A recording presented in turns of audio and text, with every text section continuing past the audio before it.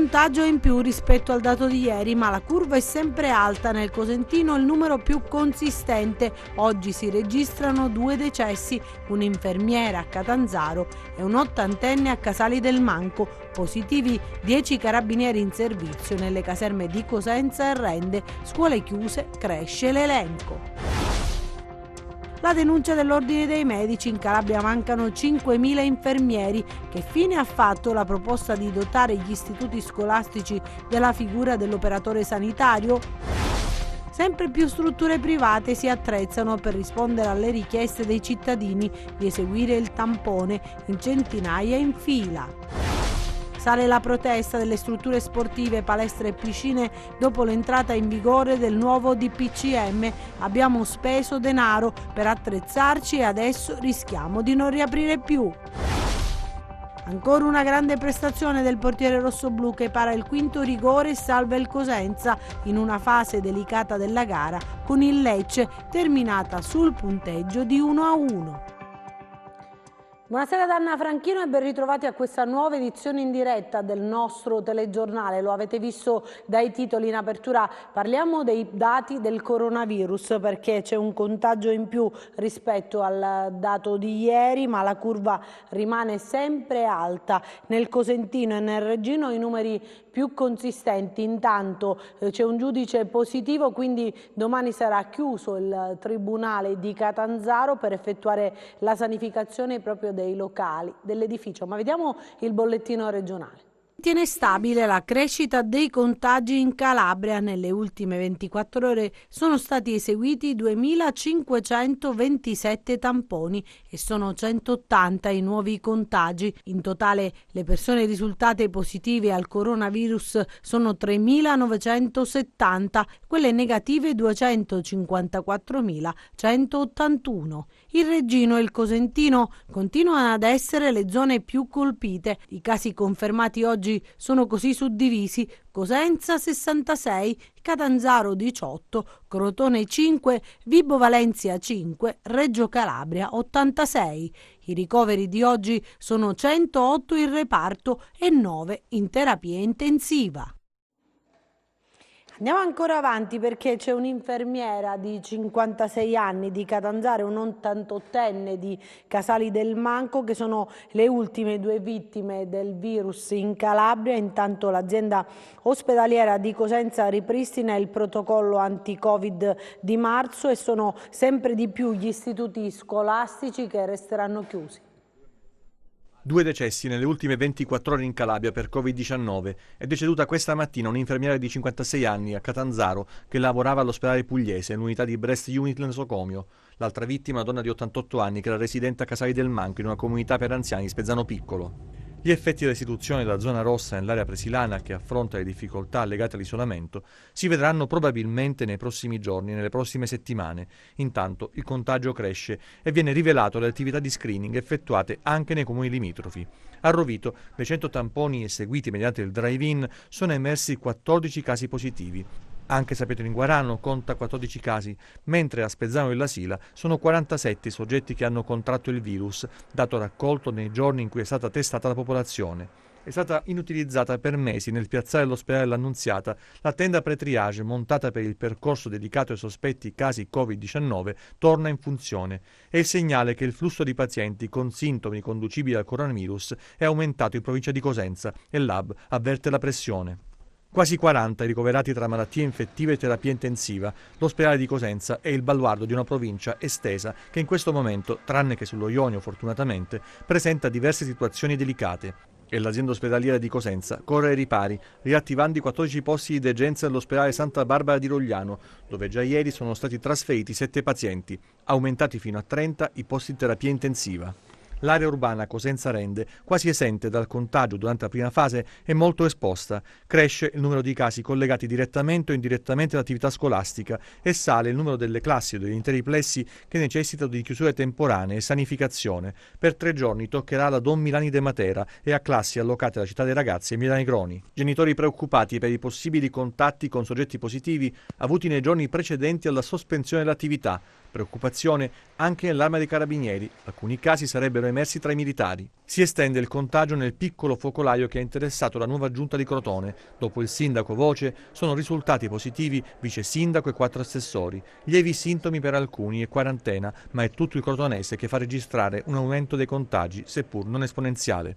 Il virus avanza anche a Catanzaro e Reggio Calabria, dove si sono contagiati 4 dipendenti dell'ospedale. Il quadro generale è preoccupante in città e in provincia, con 917 casi attivi e 47 ricoveri.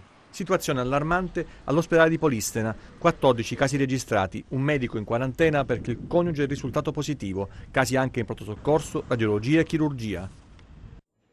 E sarebbero 10 i positivi fra i carabinieri in servizio nelle caserme di Cosenza e Rende. Nelle prossime ore saranno effettuati nuovi test per verificare proprio qual è la situazione. Intanto preoccupa invece la situazione degli ospedali della nostra regione, che devono obbligatoriamente lasciare il virus al di fuori. Ne abbiamo parlato con un medico della virologia di Catanzaro che sentite cosa ci ha detto.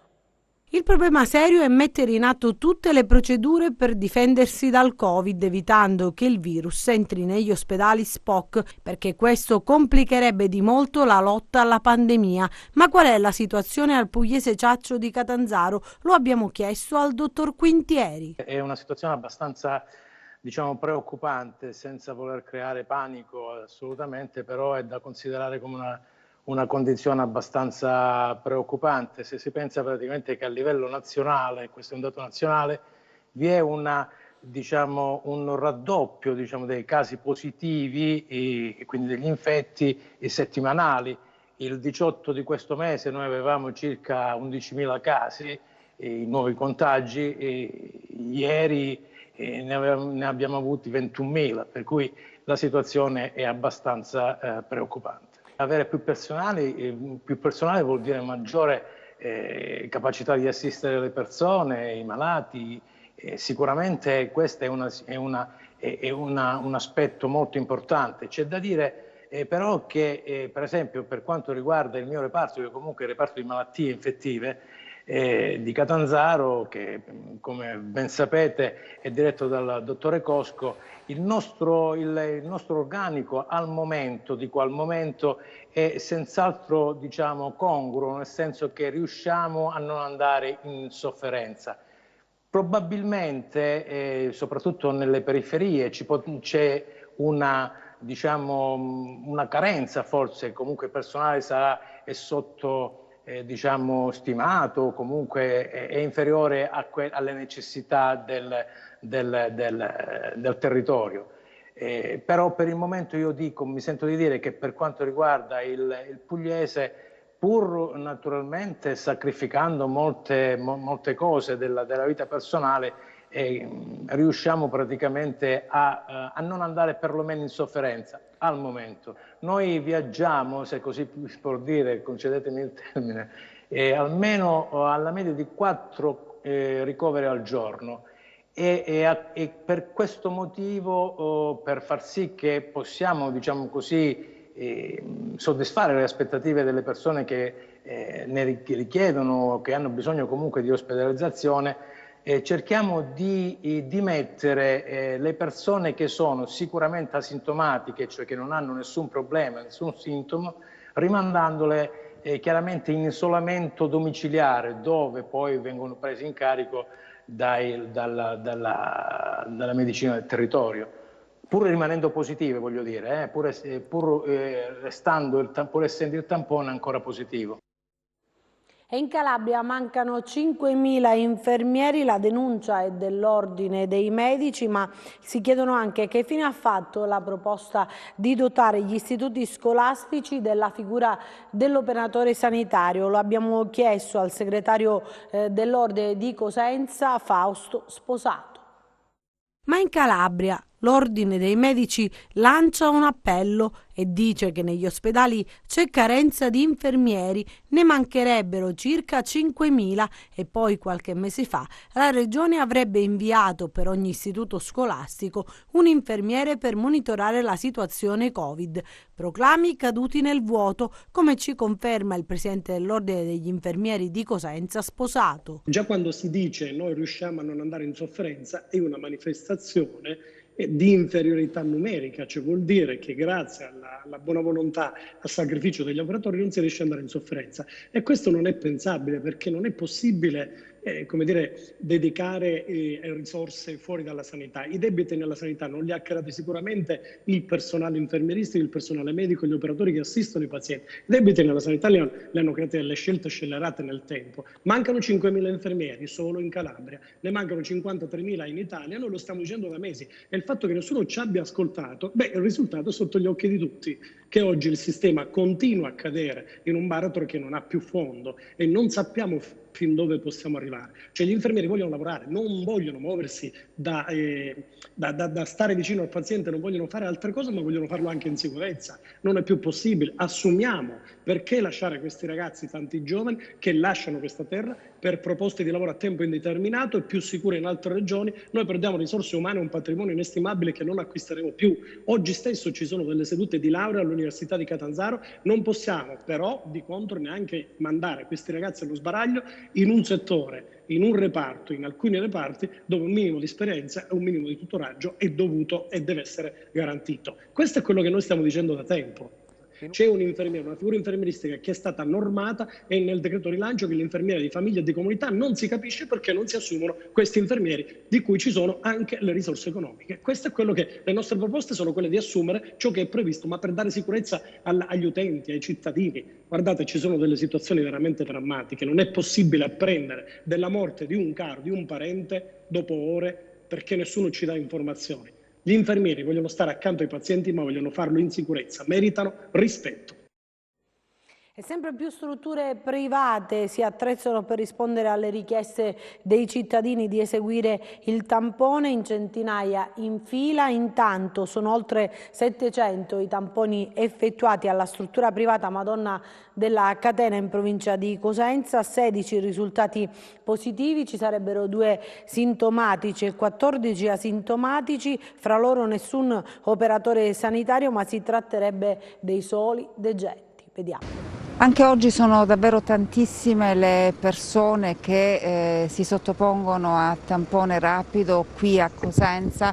Vedete, quella è la tenda della protezione civile allestita presso la clinica La Madonnina. Proviamo anche noi a fare questo percorso. Prima c'è l'accettazione, poi si accede alla tenda dove tutto viene sanificato e igienizzato dopo il passaggio di ogni paziente. Ci mettiamo dunque in fila per l'accettazione, poi effettuiamo il test nella tenda della protezione civile. Il risultato viene comunicato sulla mail dopo circa mezz'ora.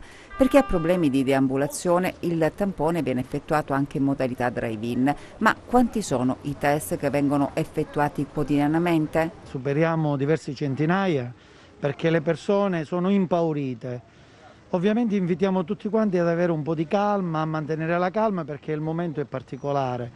Ovviamente le persone vengono perché riusciamo a dare loro delle risposte, e quindi il più delle volte sono persone che hanno avuto contatti con positivi, persone che hanno visto dei positivi e quindi hanno la necessità di stare tranquilli e quindi portano tutta la famiglia. Noi siamo qui per cercare di dare una risposta loro. Ovviamente la peculiarità è quella di riuscire a dare in tempi celeri una risposta, e quindi la tranquillità. L'attendibilità dei test antigenici e la differenza con quelli che vengono effettuati poi dall'ASP?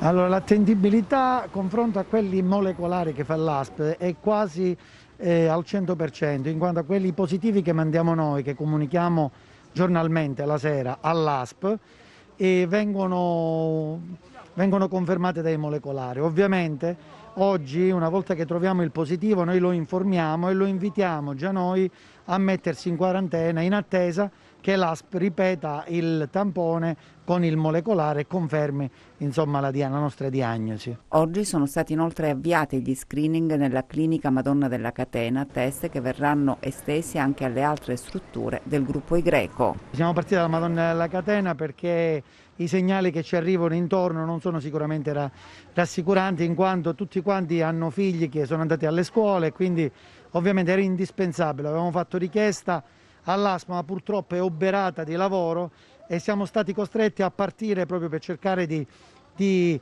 analizzare ogni figura all'interno delle strutture, anche i pazienti, e siamo partiti con i test nostri antigenici. Proprio siamo partiti da Madonna della Catena e poi faremo tutti gli altri, Madonnina e Sacro Cuore. Il nuovo decreto del Presidente del Consiglio dei Ministri varato ieri impone restrizioni e un semi-lockdown, ma la gente cosa ne pensa? Siamo andati a chiederlo direttamente ai cittadini. Intanto questa sera a Cosenza proteste con alcuni scoppi di petardi di alcuni manifestanti, ristoratori e commercianti che hanno protestato contro l'ordinanza del governo. Strade semideserte, bar vuoti e nel primo giorno dell'entrata in vigore del nuovo DPCM la città di Cosenza si presenta così. Siamo andati a chiedere alla gente cosa ne pensa e se servirà a ridurre i contagi. Se c'è stata questa decisione da parte del Premier, probabilmente siamo costretti ad avere queste ristrettezze. È meglio pure, così si può ridurre il contagio del virus. Quindi. Ma credo che è una misura dolorosa ma forse necessaria a questo punto. Certamente si spera che il governo provveda anche a sostenere i settori più colpiti. Con i bambini piccoli stiamo facendo una vita veramente molto ritirata. Per me l'importante è che con la scuola si riesca ad andare avanti, perché soprattutto per i bambini più piccoli è impossibile seguire a distanza la didattica. Stiamo un po' esagerando secondo me, perché comunque i bar hanno bisogno di lavorare. E poi un altro pensiero è, non so se dopo le 18 c'è il virus e prima no, quindi i bar comunque o li chiudi per sempre oppure li fai lavorare almeno fino alle 21. Togli le tasse. Dai una ripartenza, no, qua stiamo a pagare, soldi sempre no. In serata la rabbia di commercianti ed esercenti di alcuni bar nel centro città. Giovanna Mirabelli del Vele Caffè ha finto uno spogliarello per protesta. Allora io chiedo al nostro Conte la riapertura del settore ristorazione, perché non è né bar né ristoranti. Il Covid va dappertutto, quindi la mia non è una condanna agli altri settori, ma la riapertura della nostra categoria. E sale la protesta anche delle strutture sportive, palestre e piscine dopo l'entrata in vigore del nuovo DPCM. Abbiamo speso denaro per attrezzarci, adesso rischiamo di non riaprire più.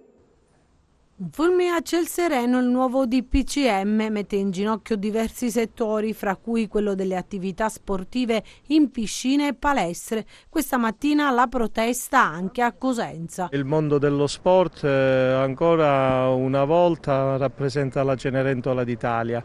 Siamo stati i primi ad essere chiusi, gli ultimi a farci aprire, poi ci hanno chiesto gli adeguamenti. Abbiamo avuto i controlli dei NAS e l'abbiamo quasi tutti superato, dopodiché la chiusura di nuovo lockdown solo esclusivamente per il settore sportivo. Questo decreto noi lo vediamo abbastanza insensato, senza motivazione né scientifica né umana. Noi abbiamo strutture di 400, 500, 600 metri quadrati e ospitiamo in ogni ora e mezza 15-20 persone, significa 30-40 metri quadri a testa. Noi ci troviamo spiazzati perché rialzarsi ogni volta non è facile, è dura. La situazione è terribile perché le persone non vengono in palestra, l'hanno detto, l'hanno dichiarato in maniera molto naturale e noi poi ci troviamo a dover far recuperare gli abbonamenti in corso. Sulle nuove disposizioni governative Questo è il commento da parte del dirigente della Federazione Italiana Nuoto Regionale. Una decisione sconvolgente e affrettata, dice Alfredo Porcaro, un provvedimento che da oggi chiude luoghi di massima sicurezza, come è stato riscontrato dalle verifiche effettuate nelle scorse settimane dai nuclei antisofisticazione dello Stato. Questo settore ha fatto dei notevoli sforzi, sacrifici e anche investimenti, soprattutto noi operatori, e il nostro obiettivo è quello di creare un organismo chiamato unisport@gmail.com, in maniera tale che tutti coloro i quali vogliono aderire a questa iniziativa, e ci muoviamo su due fronti, uno dal punto di vista giuridico e dall'altra parte faremo delle manifestazioni naturalmente pacifiche a supporto naturalmente di noi operatori dello sport, di tutte le discipline. Il fitness, ragazzi, è uno stile di vita. Noi col nostro piccolo contributo miglioriamo la qualità della vita delle persone. In palestra non vai soltanto per avere l'addome scolpito e farti il selfie su Instagram. Tu ci vai se hai problemi anche motori. È anche una questione psicologica, la persona viene in palestra per allenarsi, per mantenere il fisico forte, ma anche per un po' uscire da quel quadro che ovviamente questo periodo Covid ha messo nelle persone. La cronaca adesso: gestiva una clinica del dolore, prescriveva narcotici senza monitorare. Un medico latitante da Iusa è stato fermato e arrestato nella Locride. Era in compagnia di un amico e stava transitando in macchina a Gerace quando ad un posto di controllo dei carabinieri del gruppo Locride della stazione di Gerace è stato fermato. Luigi Amedeo Palma, medico, ha manifestato un certo nervosismo che non è sfuggito agli uomini dell'Arma. Si è qualificato appunto come medico, ma il suo atteggiamento ha indotto i carabinieri ad approfondire i controlli. Così si è scoperto che sull'uomo pendeva un'ordinanza di custodia cautelare in carcere disposta dalla Corte di Appello di Roma, provvedimento collegato ad un decreto di estradizione verso gli Stati Uniti. Luigi Amedeo Palma, 54 anni, medico oculista romano, per 25 anni è stato in Florida. Qui e nel Tennessee, insieme ad altre persone, ha gestito cliniche per la cura del dolore. Ma si trattava di cliniche illegali, dove senza anamnesi, monitoraggio medico e documentazione si prescrivevano antidolorifici, ovvero sia narcotici. Insomma, vere e proprie fabbriche di pillole che contribuiscono a quella che è un'epidemia degli oppioidi negli USA. Il Dipartimento di Giustizia statunitense accusa Palma, noto anche come Jimmy Palma, un altro italiano e 5 possessori di carta verde, di avere gestito queste cliniche dove si praticava un metodo fraudolento che consentiva anche ai pazienti di avere i narcotici, trattenerne una certa quantità e consegnare il resto a spacciatori, i quali rifornivano così il mercato nero.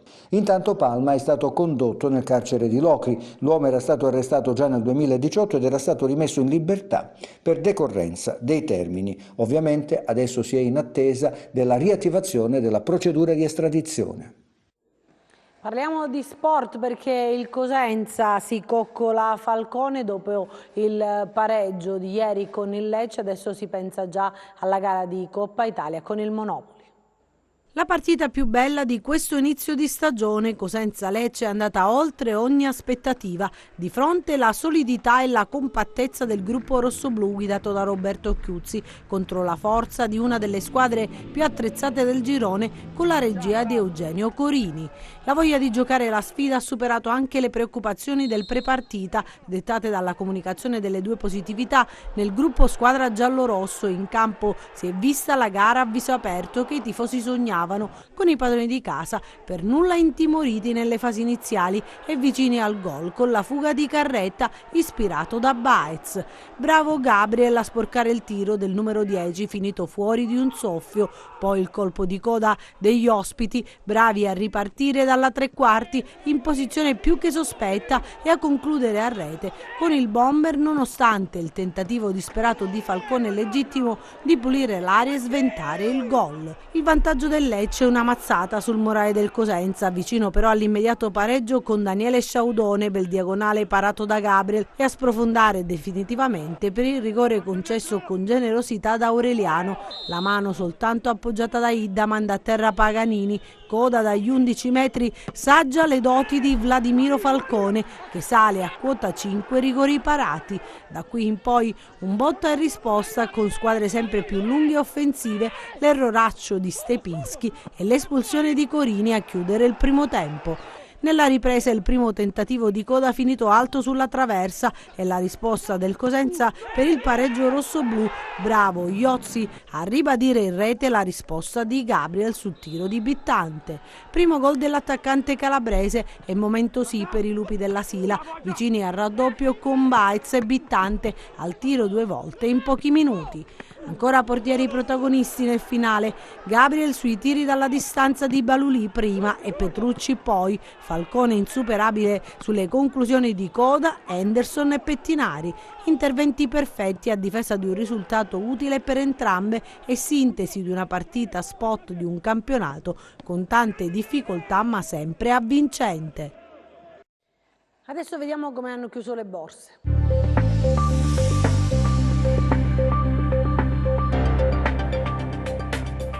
Le borse europee archiviano la seduta in rosso. Il segretario del Tesoro Steven Mnuchin ha dichiarato che ci sono stati significativi progressi nei negoziati, ma ha incolpato Nancy Pelosi di ritardare il raggiungimento di un'intesa.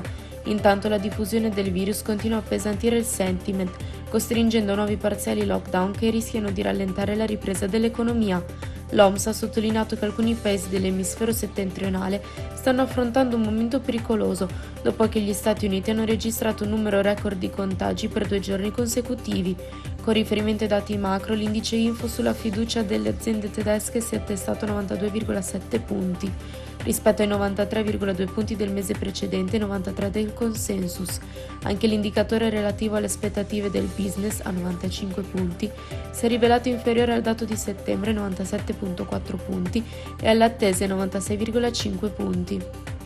Il FTSE MIB chiude in calo dell'1,8%, debole anche il FTSE 100 di Londra, meno 1,2%, l'Ibex 35 di Madrid, meno 1,4%, il CAC 40 di Parigi, a meno 1,9%, e soprattutto il DAX di Francoforte a meno 3,7%, appesantito da SAP a meno 21,9%, dopo il taglio delle stime sui ricavi e la previsione di un impatto prolungato della pandemia sul business. A Wall Street accelerano al ribasso il Dow Jones meno 2,9%, S&P 500 meno 2,3% e Nasdaq meno 1,9%. Sul Forex recupera terreno il dollaro che riporta il cambio con l'euro a 1,182 e quello con lo yen a 104,9. Tra le materie prime restano negative le quotazioni del greggio con il Brent a meno 3% a $40,8 e il WTI a meno 3,3% a $38,5. Sull'obbligazionario lo spread BTP Bund si attesta a 130 punti base con il rendimento del decennale italiano allo 0,72%. Tornando a Piazza Affari, fra le big cap le vendite si concentrano su Moncler a meno 5,2%, Nexi e Pirelli meno 4,1% e Buzzi a meno 4%, mentre chiudono in controtendenza Inuit a più 0,8%, Diasorin più 0,5% ed FCA più 0,7%. Quest'ultima esce la notizia secondo cui si avvicina il via libera dell'antitrust europeo alla fusione con PSA. Grazie e buon proseguimento di serata. E noi chiudiamo con le previsioni del tempo.